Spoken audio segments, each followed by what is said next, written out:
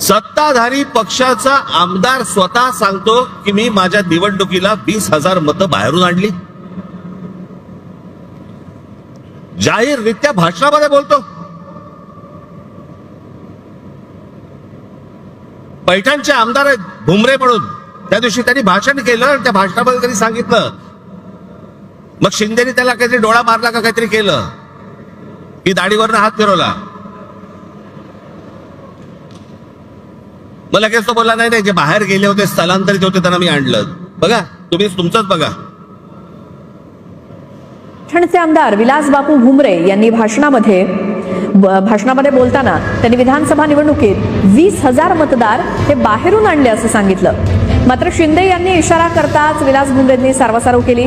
मतदान बाहेरून आणलं म्हणजेच स्थलांतरित मतदार होते, त्यांना मतदान करण्यासाठी विधानसभेच्या वेळी आणलं असा खुलासा किंवा सारवासारव त्यांनी केली. त्यानंतर सभागृहामध्ये एकच हशा पिकला.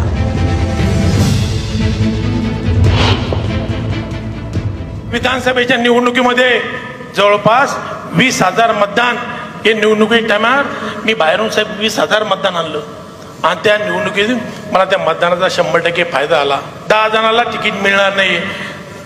सर्वजण त्या पदाचे उमेदवाराचे कॅपेबल असतात. बाहेर होतो त्यांना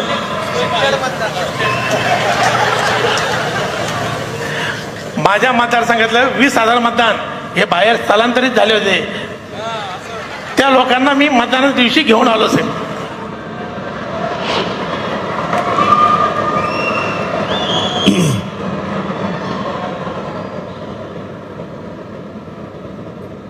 बेधडक सत्ताधारी पक्षातले आमदार तुमच्या नाकावर टेचून बोलतायत.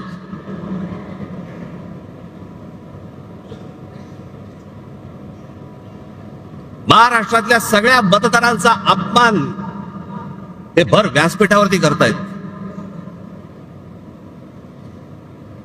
की आम्ही 20,000 मतदान बाहेरून आणलं. प्रत्येकाने सांगल्यात. त्यातच सत्ता उभी राहिली.